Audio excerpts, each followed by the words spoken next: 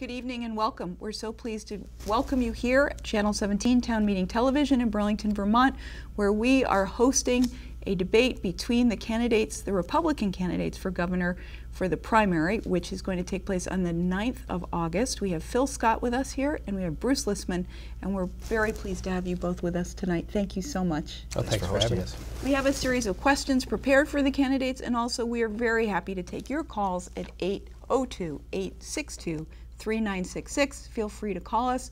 We will love to hear from you. We're going to start with Phil, and then we'll stagger, and the candidates will have an opportunity to follow up on their 2-minute answers if they have questions or comments for the other candidates. I just would like to just start with, we've just come out of this 3 days of the Republican National Convention, your party, and it was very different than a typical convention. And I wonder, Phil, maybe you could tell us your reactions to the process, the outcome. Donald Trump is presidential candidate. Tell us what your thoughts were in watching the conventions. Well, I think Bruce would probably agree that we haven't had a whole lot of time to watch what's going on in Denver. So we, or Cleveland. Yeah, Cleveland. See how far out of touch we are. Right. We've been on the campaign trail and visiting Vermonters and trying to find out what's on their minds and debate about the issues facing Vermont. So we're going along the campaign trail, listening to the radio. I've heard a bit about what's going on. Tried to listen to a little bit of Donald Trump's speech last night, but I didn't get through the whole thing, just caught the last parts of it. So my reaction is, it seems as though a lot of people are enthusiastic, obviously. Looking forward to the debate between the candidates now that it's come down to just 2. Great, thank you. Tell us a little bit about your reaction, Bruce LISMAN. In the car, sometimes listening and talking to other people and using the phone a lot means I didn't really capture much of the convention. Even last evening, while Donald Trump was speaking, earlier part of it, I was at a forum in Ludlow, and then on the road, then making calls to people, and it dawned on me that he was speaking. But caught just a bit of it right before we got back into the Burlington area, and then managed to catch a little bit on TV. All that I've heard is that it was a well-structured speech, had a great response at the convention, and it seems as if he's rebooted his campaign. But that is totally a function of reading newspapers in the morning. Tell us why you're running for governor, Bruce. Yes. And what you bring to the position. Thank you for asking. Well, I really believe the state is in a bad place and has been heading in a bad direction. I should tell you, I grew up not very far from here, probably no more than 1,000 yards away. My grandparents' house, and we lived on the 2nd floor for quite a long time. My other grandparents lived down at the other end of North Willard Street. I really believe Vermonters expect a change, and they want to change. They talk every day about the absence of purchasing power because of the cost to live here, the affordability, property taxes, but they also speak about a government that doesn't listen to them. They say, I've been saying these things for years, I can't afford to live in my own house. My community is emptying out. This is particularly out of Chittenden County. And I'm worried because no one's living in the house next to me. They left for Florida but never came back. And so that sense of deep unease has left Vermonters in a place that says they want a new direction. In fact, the only slogan I have is for a new direction. I believe that Vermonters expect it. We've had a very bad run with this governor. I've said often, not competent. And so the kind of reasons why I'm running relate to wanting to change direction. I have never run for office. I've never served in the House or Senate or a statewide office, and I believe this is the right moment for an outsider. I say regularly, if you like the direction we're going in, we have 3 Democrats who would like to get there faster and more efficiently. Phil has been in the Senate, and Lieutenant Governor has been an insider. And I believe I bring a different kind of perspective with different kind of ideas, and very straightforward about the kind of things we need to do. Thank you so much, Bruce LISMAN. You're very welcome. Phil Scott, tell us why you're running and what you bring to the campaign. and the position. Thank you very much, and thank you for having us on tonight. I as well grew up here in Vermont. I grew up in Barrie. I was born in Barrie City Hospital, and I graduated from Spalding, went to UVM, and stayed here. I've been slogging out in the trenches ever since, literally. I've been a small business owner, entrepreneur my entire life. And part of the reason that I started thinking about running for office was, and I didn't have a political bone in my body 20 years ago, but I started getting frustrated with what they then were doing to me in Montpelier, which is literally 2 miles down the road. So I started complaining more and more about that. And again, I thought, woke up one morning, looked myself in the mirror and thought, maybe I should be part of the solution instead of the problem. Maybe I should get active, and because I should bring my perspective to the legislature, because I thought they were missing it. So I ran for office, ran for the Washington County Senate, served for 5 terms. When I first came into office, I thought everything was black and white, and then I found out that there was an awful lot of gray there, and a lot of consideration, a lot of soul searching, a lot of decisions you think were easy to make but aren't. So I learned a lot by listening, learning, and leading, and that's what drove me to I thought after 10 years I'd fulfilled my public service, I'd done my duty, but then decided to run for lieutenant governor. And then I was able to connect with Vermonters through my Vermont Everyday Jobs Tour, where I work a day in someone else's shoes, and I've done 35 jobs throughout Vermont, from beekeeping to teaching 2nd grade to working in bakeries and so forth. And I come back with this sense of the same common theme, that people are struggling in Vermont, working 2 and 3 jobs, not making ends meet, trying to pay their property taxes, trying to make their mortgage payments, their rent payments, their car payments, and just not being able to fulfill that. And we need a better Vermont. And we have this stagnant population, this changing demographics, which is leading us to what we need to do in the future. So I believe that my ability to listen, learn, and now lead brings us to a point where I can help change the direction of Vermont. Thank you so much. I want to remind folks you can call us at 802-862-3966. We'd love to hear from you. So Phil, I'll start with you on this question. We face persistent budget shortfalls in the state budget. What does the FY18 or FY17, well, FY18 budget, right, look like? I think you can go from 2010 till now, the same types of challenges. And how do you see that we could address this structural problem with the budget? Well, first of all, we all have to live within our means. We have to do it individually in our households. We have to do it in our businesses, but we also have to do it in government. And that's something that hasn't been done for the last 6 or 7 years. It started when I was in the Senate, 2009, when Governor Douglas told the legislature that this budget doesn't work. It's unsustainable. It just won't. We can't consider this. And he vetoed the budget. The legislature, in its wisdom, led by then Senator Shellman and Speaker Smith, decided that they were going to override that budget. And the difference between the 2 budgets was about $100 million. And they did override the budget, and we've continued to have this shortfall ever since.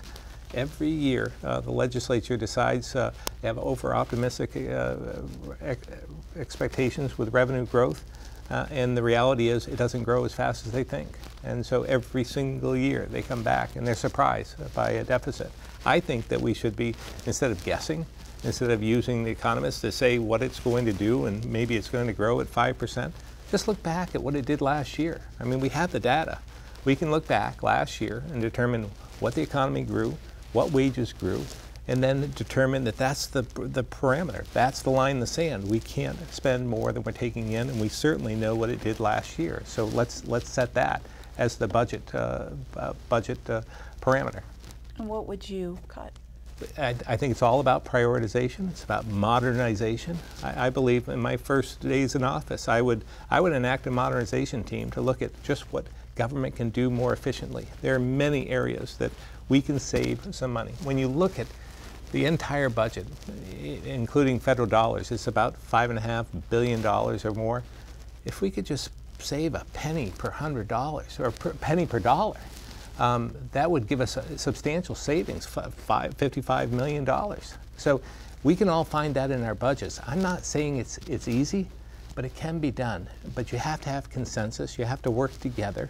You're going to have to bring people together in order to do that and be able to agree on what the limits are first before you can build the budget after that. You can't just build a budget and then find ways to fulfill the budgetary needs. Thank you.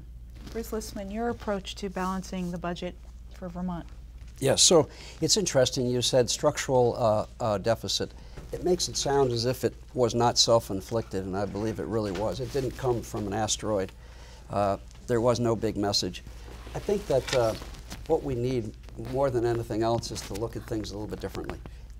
I can tell you that in the last 6 years, we've raised taxes, fees, surcharges, property taxes by more than $700 million. That's a huge number in 6 years. There's only 626,000 of us who live here, half of whom pay taxes, and half of those pay the lion's share of those taxes.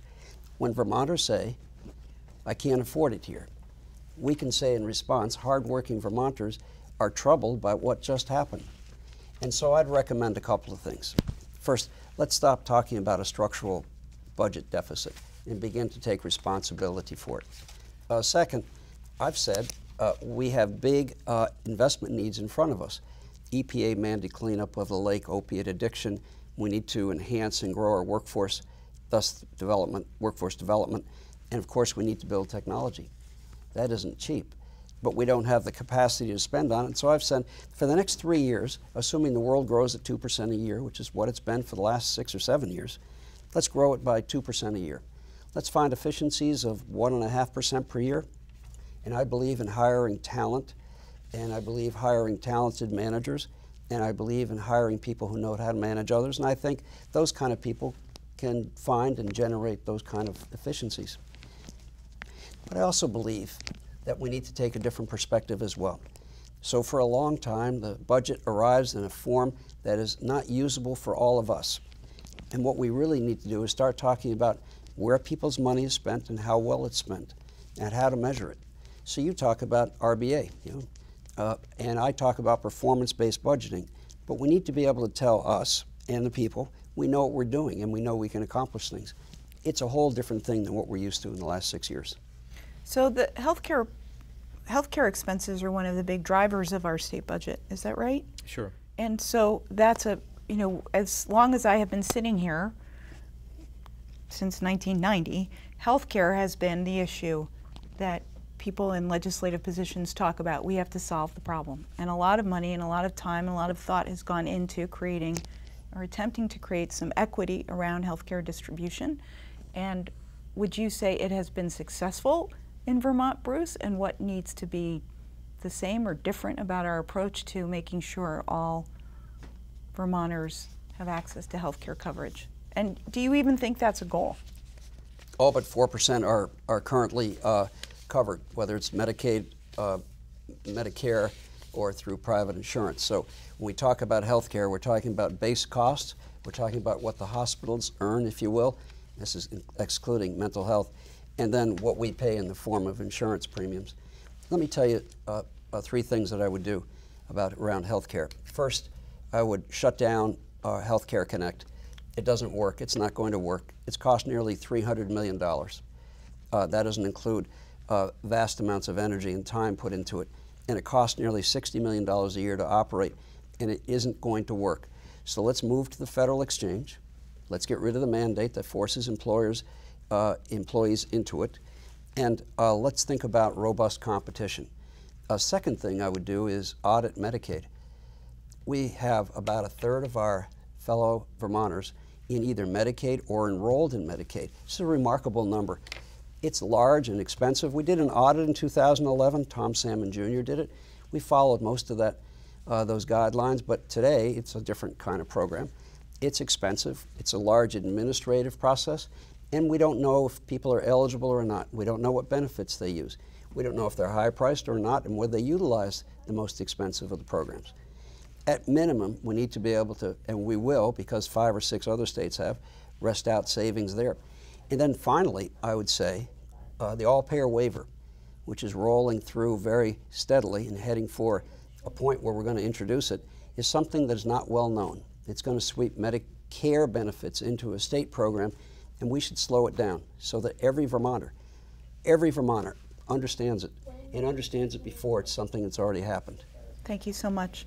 Phil Scott, tell us about your approach to universal health care. Should we continue to pursue it? And if so, what do you think needs to change? I think over the last number of years we've made significant progress in covering uninsured Vermonters, but it's come at the expense of working class Vermonters as well. Families and businesses are seeing premiums rise and continually rise year after year. We're seeing that with the Green Mountain Care Board now, that their Blue Cross Blue Shield and MVP, I believe, are both seeking significant increases. But this is a factor of our economy as well, and it's something that I've touched upon before. We have a state where we have a stagnant population of 620,000 people. We're losing this category. The population, the demographics are shifting. We're losing this category from 25 to 45. About 30,000 people have left that category in the last 10 years. This is the last census. And what that tells you is that, that's the working class. And we have less working people in Vermont than we did 7 years ago. The workforce has shrunk. So when you have 30,000 less people in that category, then think about who they are, the working community. Those are the folks that buy homes. They have families. They utilize services, buy products, buy homes, and so forth. And they pay taxes. And they also pay into the health insurance. So those are the healthy ones. Those are the younger generation. So if you have an aging population, you have more utilization. So it continues to rise in costs. So what we have to do is we have to revitalize and restore the economic vitality of Vermont. We have to rebuild that sector, that 25 to 45 age group, and grow the population a bit and bring more people in to pay in their share as well, to make Vermont more viable. As well, I agree with Bruce that we need to shut down this exchange. It hasn't been functioning. It's a foundation. This ill-conceived custom-made IT structure just isn't working, and we need to pull the plug. I think either go into the federal exchange is one option, but there are other options as well. We could go to Connecticut. I've been talking with many in Connecticut. They have an exchange that works. It's cloud-based. We could attach to that and utilize that. There's others as well, Oregon, Hawaii, other states as well, that we could work together. We need to work together with other states. We can't do everything alone. So tell. May I follow up? Yes, please. Ask a question? Yeah, please. So you've resisted the idea of an audit on Medicaid, which I believe we should do, and I think there's enough evidence from what other states have done, whether it's Oregon or North Carolina, Rhode Island, Pennsylvania, others are not only finding savings, but they're able to recalibrate the nature of their Medicaid program, both to promote wellness and preventative care, but also, it turns out, reduce administrative bloat, if you will. But you've resisted. Is there a reason for it? Well, what I've said is that we've had a number of audits. As you know, Bruce, we've had a number of audits over the last 4 years. And the legislature the administration hasn't paid any attention to the audits. They've been brought before. The auditor has identified certain areas that we should be making changes, and they haven't been done. So what's the sense in having these expensive audits if we're not going to follow through? I'm all in favor of doing an audit, but I think we could take the information that we've already received and we've already paid for, by the way, and implement them. We should also take a look at the administrative costs of Medicaid, which have increased by $100 million over the last number of years, 6 or 7 years. $100 million of administrative costs. That's an area that I think that we should be able to curb, that we should be able to find areas of savings there. Certainly, Medicaid is a problem. 1/3 of our population is on Medicaid. And it's 1/3 of our budget as well. So I'm all in favor of finding efficiencies there. But what I'm saying is, let's not waste our time in auditing when we have the information right in front of us. We just need to implement it.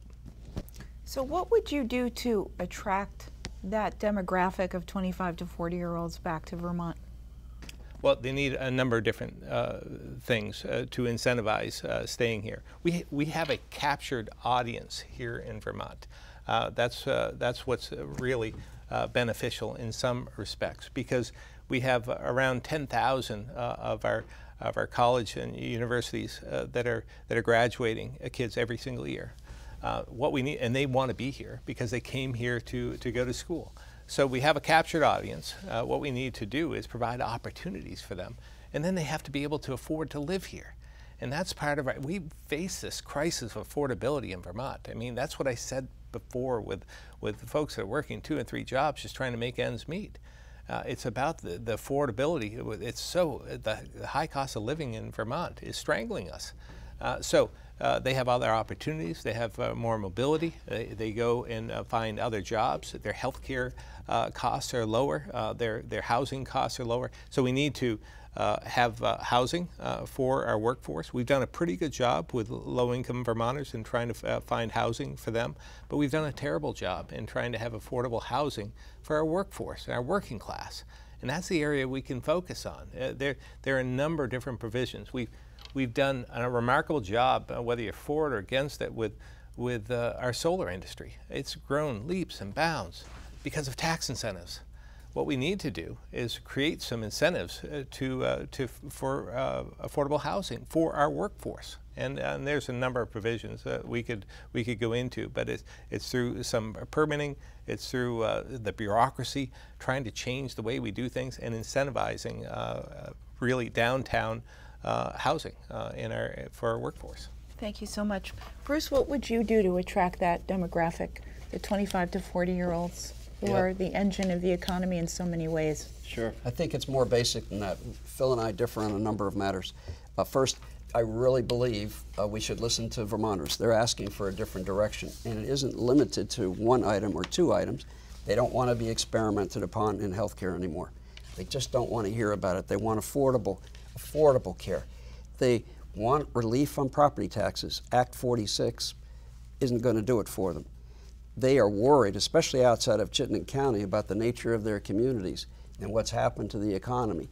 Thin, fragile, older, dangerous because of population loss in the center of communities and even outside. Most of our counties have lost population in the last 5 or 10 years.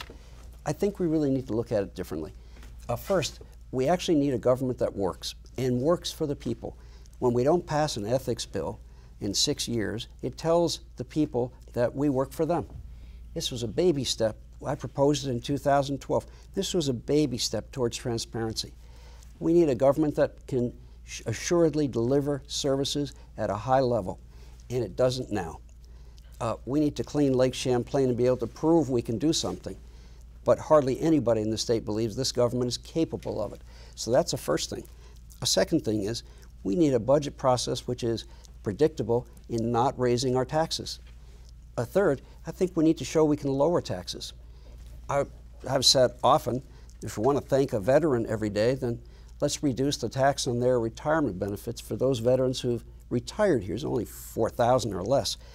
The legislature will get a round of applause and might encourage them to think differently about what Vermonters need. Let me tell you that we have 40,000+ college kids that are here for 4 to 6 years. At the moment, we do very little to keep them here. We have a large group of employers from out of state or big ones in state. We don't have relationships with them. And we have small businesses that represent 96% of all the businesses in our state, and we don't know them but pass legislation that directly impacts them, and we don't know until afterwards what it did. And these are really basic differences. It's a government that works for the people. It's working on the matter of the cost of living, and it's understanding who employs the people we would like to work here. This is an important distinction. I don't believe in tax credits. I think we've overused them in the wrong places with perversion of outcomes. So I think we need a governor who would lead us and manage this government and deal with it now. These are non-headline events, but get to some basic issues that Vermonters require. Thank you so much. You can call us at 802-862-3966. We'd love to hear from you. Have we done enough, Bruce, to address the opiate epidemic in our state, and what more needs to be done? Yeah, a lot needs to be done. We've started. We have a good hub and spoke system, but it's largely underfunded. The best programs in America, the few that emerge, are ones that are well policed. So we're going to need more police officers on the highways and in our communities. They need to be in the community. We need to be able to tell physicians and pharmacists who are part of a chain of overprescriptions. That's wrong. We need to market to people up and down the population that how dangerous it is. Those ads about cigarette smoking have been effective, but we need to pound away on it. Intervention on demand is important. If you have an addiction problem and you're ready, but we need to be ready for you. We need a more robust mental health system. The intersection of drugs and mental health is absolutely clear. And we need a judicial system that gets it, that some people are criminals and they should go away, and some people are victims and they need help. All that's an expensive package. So I think this is a 10-year process to get this under control, and I think we need to get after it. Thank you so much. Phil. Well, I look at it as a three-legged stool.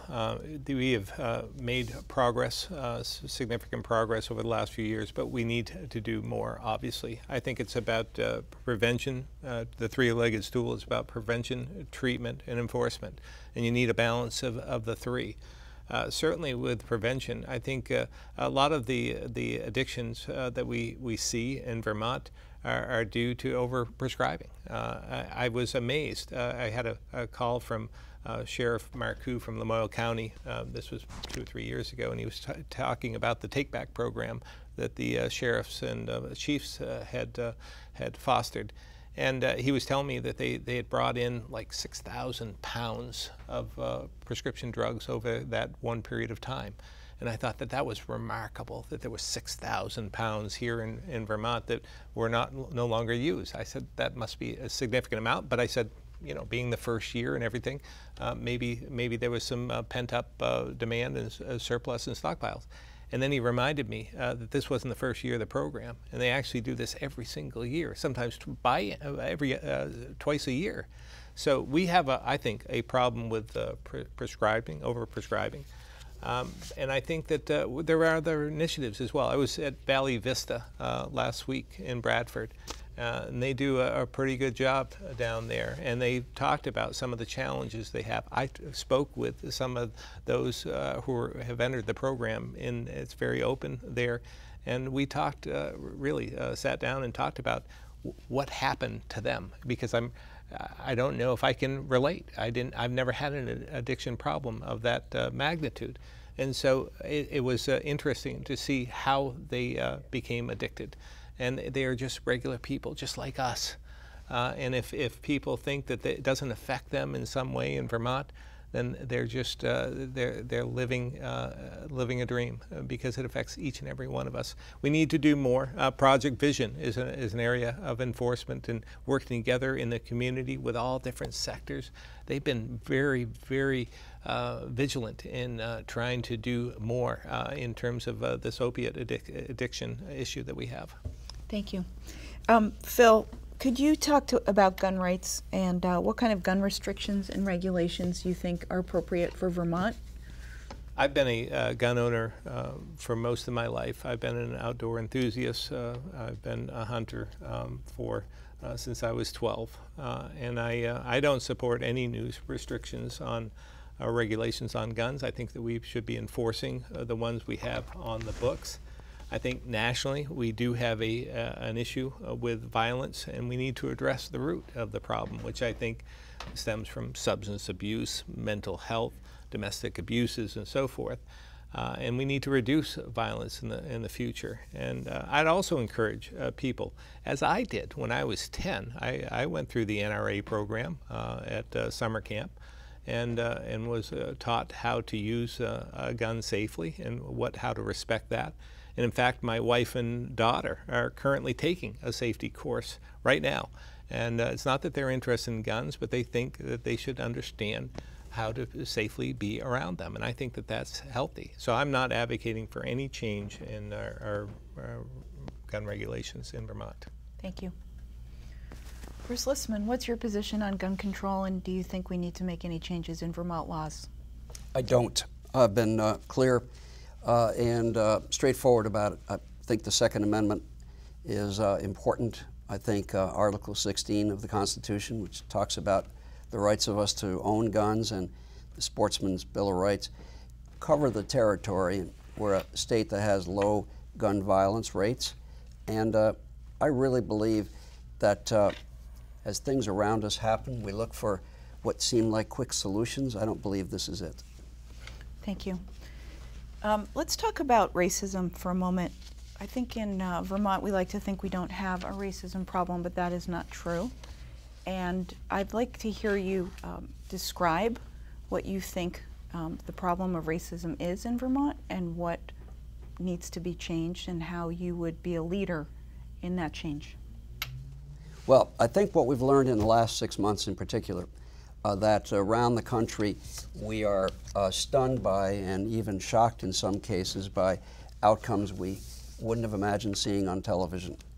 And the truth is those stories we hear are enough to make us take stock and step back for a second. What does all this mean? Thought we made so much progress, did we? And the answer is we did make a lot of progress, but we need to do more. I think the role of a governor, particularly at a time like this, is to both offer assurances about the nature of public safety. Nobody should be worried about what's going to happen to them. We need to be protective of our police forces. We don't want to live in communities without protection. We simply need it. And we need to understand that there's consequence to actions, but also consequence to words. In our state, which is not a well-diversified state and but is becoming more diversified, I think the governor needs to make clear his or her expectations for the people who work for the state, but also for the people who live in the state. And we need to be swift in response to things that happen. After Dallas and Baton Rouge, we need to be sure that we have our police officers back. Most of us wouldn't want to do their jobs. It's dangerous, it's stressful. They don't always know what's going to happen. We need to allow them to be trained differently and to understand consequence of action. Having those cameras is important. In our state, we've given them mandates, the police forces, without the money to pursue those mandates. So we've stretched their budget. We need to reconsider the sheer volume of unfunded mandates in our state and decide which ones are most important. I happen to believe the police forces need the resources they need to keep us safe, but also to keep themselves safe and to ensure that they are encouraging the kind of community you and I would want. Thank you. You're welcome. Phil Scott, your view on racism in Vermont and what you as a leader would do to change the power dynamic? I've made it a point in my life, whether it's in my own life, whether it's in business or on the racetrack, but treating people the way I expect to be treated. And I treat people with respect and civility. It's something that I'm very proud of. In the years that I presided over the Senate, I brought some order to the Senate and expected people to treat each other that way, the way I want to be treated. And I think that you know, we have an obligation as leaders to make sure that we treat people equitably and we don't marginalize in any sense of the way or in the impression of marginalizing any groups. We have to treat people better. We have a proud tradition of being open and welcome to people regardless of race, creed, sexual orientation.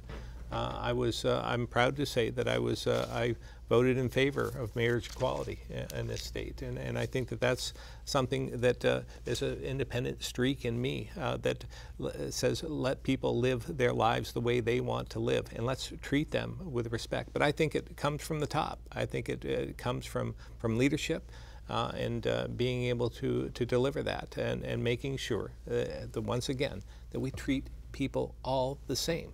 I think it's that simple. I'm not sure you've had much time to think about this question, but I'm just going to ask it. What do you think about the idea of the United States paying reparations to African Americans? And I ask, both of you to consider that question. What's your view on the righteousness of that? I'm prepared to at least give it a stab. I haven't had a chance to think about it. It's not a question I've dealt with in Vermont. I've heard it before. I've read a couple of books that would suggest that would go a long way toward solving people's views on all sides of the race question. I guess I think it's more basic than that. We need to work hard at making sure that we respect you or that you respect me, and we need to teach it in the classroom early, and we need to understand that some people have harsh views of others, either because they're strangers or a different color or different religion. I'm not sure reparations is the right answer as I think about it, and I think we need to really go forward and say, We need to make sure that we have substantive change, that people feel safe in their communities, that the police are allowed to be there because we need them there, and they need to be responsible as well. I think we can have the opportunity, without getting into reparations, something I'll think about after this. I think we can create a society with a government that believes in equality and proves it, and that citizens will feel comfortable in their communities and comfortable raising their hands to say, I don't think this part is right. Thanks. Thinking something of more substance than that alone. Thank you, Bruce. Any Welcome. thoughts on my question? Yeah, I think that I think reparations would be a short-term fix for a long-term problem, and I don't think that it would solve the issue over time. It may stem the I guess anger and frustration that many have at this point, but it won't have any long-term effects unless we act appropriately. In fact, it may have the other effect that here there may be some who feel that they're being paid off to not to voice their opinions, and that they don't have a right to at that point because they were paid in some way, and I'm not sure that that's the answer. Thank you for both considering that question. I appreciate it. Sure. The number is 862-3966, 802-862-3966. If you have any questions for us. Let's talk just quickly about marijuana legalization. That was an issue in the legislature, and I'm sure it will come up again. It's seen as a revenue stream, and other states are doing it, right? So what's your position on the issue after the discussion over the past year? And maybe we'll start with you, Phil. And do you think this marijuana legalization should be brought back to the table for further discussion? Yeah, I think I agree that it will be brought back at some point in time. I have said several times that I'm not saying never, but I'm saying not now. I believe that we have 4 other states that have legalized by referendum. None have legalized by legislative action. And there's a big difference. They're playing catch up as we speak. I think the governor of Colorado had some advice for us as recent as this year, in January, I believe. And he wrote that to any state that's thinking about legalizing, my advice to you is to wait a couple of years. And I think it's good advice.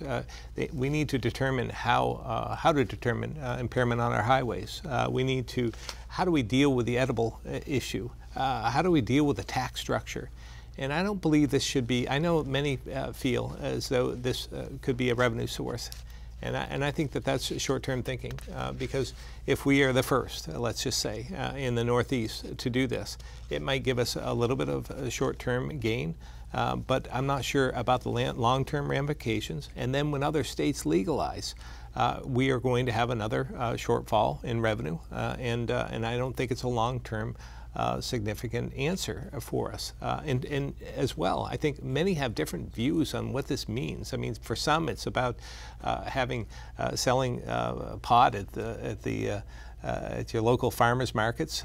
For others, it means commercialization. It means the R.J. Reynolds of the world and others are probably licking their chops right now, thinking about how much money they could make on this if it was legalized. So I think that we better tread lightly. I think that if we're going to do it, it's a huge policy decision for Vermont, and we better do it right if we're going to do it. But let's understand the ramifications of doing so. Thank you so much. Bruce LISMAN, your view on marijuana legalization? Yeah, the answer is no. I'm opposed to it. I would oppose it if I were elected governor. I think it's a road that is not well understood. I believe that it'll actually cost the state considerable amount of money as the process of legalization. I think we need to ask real questions about the nature of a police force in that context. I think the experience elsewhere says that we need to worry about the potency of the drugs themselves. And I guess finally I'd say we don't have a roadside test. And it's not the only litmus test I have, but it's an important one. So I say no. It has a value for some for medicinal purposes, and I favor it for that. There's growing evidence that it may help people, certain elements of pain or anxiety. So I favor it in that context. Otherwise, no. Thank you so much. Well, we have time actually for this question from the caller. Good evening. Do you have a question for our candidates this evening? I do. Hi, my name is Claudette, and I have a question for Lieutenant Governor Scott. So so your question we're going to direct to both candidates. So if you could. Oh, absolutely. Thank you. I'm terribly sorry. At any rate, I just want to let the Lieutenant Governor know and Mr. LISMAN know that I recently moved to Vermont. I'm 56 years old. I went to school in New Hampshire, but lived in Vermont 30 years ago and vowed I would come back, and I'm back. And I've been here for a year and a half, and I cannot get a full-time job. If I knew where we are fiscally in this state, I would have never moved here. How Vermonters are being taxed aggressively, I would have never moved here because I can't afford to live here. And I'm 56. I understand our seniors are leaving because they can't afford here. So what's your question? Here. Could you tell us? My question is, with all that the Vermonters, because I consider myself a Vermonter now, because I'm not leaving, is why did Lieutenant Governor Scott propose a mileage tax amongst all the other taxes that Vermonters are currently getting taxed on? And this was Wednesday, I believe, on Vermont PBS. Could I ask the caller if she heard the question? She was watching the program. Agrees with this proposed tax. Could I ask the caller if did you hear the question that was asked on PBS? Did you watch the program? I actually watched the program. Do you remember what the question was? It was about the future of transportation, I believe. I understand, but you to say that... Okay, so let's just, we got the question, we're good. We're almost out of time, so we're going to go with that. Okay, thank you so much for calling. We appreciate it. What I had answered was that we have a problem in terms of long-term stability of our infrastructure. Our roads and bridges are crumbling. It's part of the reason I got into politics initially. It was because that we were taking siphoning money out of the transportation fund, the legislature, to the tune of about $50 million a year, and using it for other purposes. And I'm proud to say that over that time, working in the Senate, that I've been able to was able to reduce that. We're down to about 15 million, and that's used for the state police and law enforcement and so forth, which I think is appropriate. So we are able to put more money in the crumbling infrastructure, but we need to do more. And what we're faced with in the future, and this is nationally, and I just want to emphasize that what I said was nationally, we need to have a discussion about different approaches to revenue sources. With the efficient vehicles that we have right now, we are taxing per gallon on those on the gas tax and fuel taxes. So we receive revenue per gallon. So as they become more efficient, we receive less revenue, and it's like a user fee. We have to pay for it some way. And I think one of the other candidates had mentioned that night, maybe it was right before, which triggered my thought process, was that she was saying that she has an electric vehicle and doesn't have to pay into the system, doesn't have to pay into the transportation system, and doesn't have to pay for the roads and bridges. And I think that that's unfair, and that as we move forward to different alternative types of vehicles, we're going to have to consider taxing in another way, a revenue source, a user fee, to make sure that we are able to restore what is a basic need for government, to have a transportation infrastructure that works for everyone. So one of the proposals that's been around Washington. Can I pause you? Sure. Because we're almost out of time. Okay. I think that was an adequate response. And Bruce, do you have any thoughts on the question of how do you finance infrastructure when gasoline becomes less and less of a revenue generator? Well, let me just say, honestly, I heard you say it, and I did a double take, and I thought it was a bad idea, and I still think it's a bad idea. And it gets us into a discussion about the nature of our state. We've keep injecting conversations into Vermonters' lives that scare the heck out of them. Whether it was a 4-year deal and single payer. By the way, you never said no until it was practically DOA. That's not true, Bruce, but we can talk about that. It is true. That isn't and true. Healthcare Connect, which continues on, I think is misery. I think the idea of a carbon tax is crazy, and the idea of a mileage tax is equally so. Vermonters don't want to hear it anymore. And what they really want to hear is different kinds of leadership that will get to the issues they live with. For gosh sakes, this is an expensive place to live.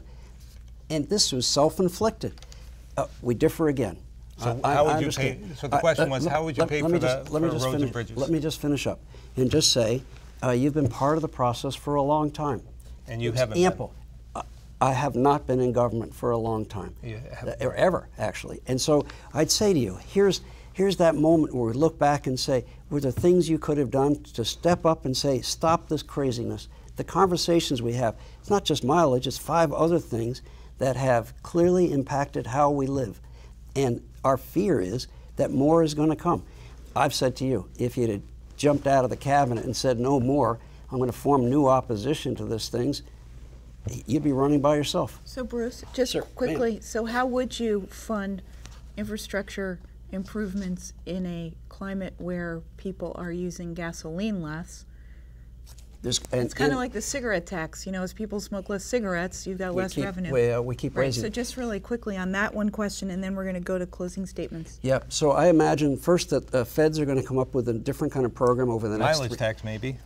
That's what they're proposing. Yeah, I hope not. Yeah, that's what they're talking about. I hope not. I think we're going to be issuing direct types of infrastructure bonds, and I think we're going to find other states moving in the same direction. Okay. Paid for by what, though, Bruce? Well, we can talk about what's you can borrow more money, but you're going to have to pay for it somehow. Yeah. Everyone has to pay. It's not free. Yeah, I'm definitely the one that says nothing is free. Then how are you going to pay for it? Well, I'm hoping that we could build an economy. Magically? Nothing is magical. It takes really hard work. I'd say, where the heck have you been for the last 16 years? Consensus, but working in the trenches while you were living in New York, making all your money on Wall Street. I was right here in Vermont, making my money, trying to struggle, working. I've been working plenty hard. I entered this process 16 years ago. I didn't have a political bone in my body, but I stepped up and I did something about it. Well, I stepped up too. I ran for office. Sure, and I'm running for office against you. Not because I don't think you're a good guy, but because I don't think you have good ideas. So would you like to make a 1-minute closing statement, and then we'll go to Phil? Sure. Well, thank you. Thank you for this. Phil, it's always good to see you. We like each other, even though right now it's always tough. Let me just say, I'm running for office because I think the state needs a new direction, and it requires real leadership. I really believe that the words we hear out on the campaign trail say more and more we need a new direction. I believe our government should run as well as it should run, which is to say a lot better than it does today. Real talent, real technology, real outcomes, real service to Vermonters. I believe we need an ethics package. I believe we need to focus on affordability. Show the people why $700 million of higher taxes, fees, and surcharges have impacted them so badly. Frankly, we need to fix the property tax. And I think I have good ideas. Repeal Act 46, make sure that we have choice, and give Vermonters the choice locally to make good decisions. I believe I'm the right guy. He alluded to it. I built a business from a division of another company from $50 million to $2.3 billion, and I did it entirely based on great talent, building great technology, and servicing clients in a way they'd never experienced. It isn't that government and business are the same. It's the talents that mean good government are similar. Very much. Bruce LISMAN. Phil Scott, your closing comments. Well, again, I made it a practice in both my political and personal life to treat others the way I expect to be treated, and that's with respect and civility. And it's going to take leadership to do that. Consensus building. Something I learned early on when I ran for the Senate and have become lieutenant governor, that you can't do things alone, and you're not going to be sitting on a throne telling people what to do. You actually have to work with one another. You're going to have the respect of others. You're going to have to listen to others, and you're going to have to do whatever you can for the benefit of Vermonters. I believe in public service. That's why I got into it to begin with. I feel as though you have an obligation. We're all politicians when we're running for office, but once you're elected, you have to become a public servant. And we need to take a page out of those first responders, police officers, and firefighters, and they don't ask who caused the accident when they come upon it. They ask what they can do to help, and that's what we need to do, and that's what I intend to do as governor. I will listen, I will learn, and I will lead. and I believe I'm the right person to do that. Thank you, Phil Scott, and thank you, Bruce Lisman, for joining us tonight on Channel 17. And don't forget to vote on August 9th. Thanks for watching.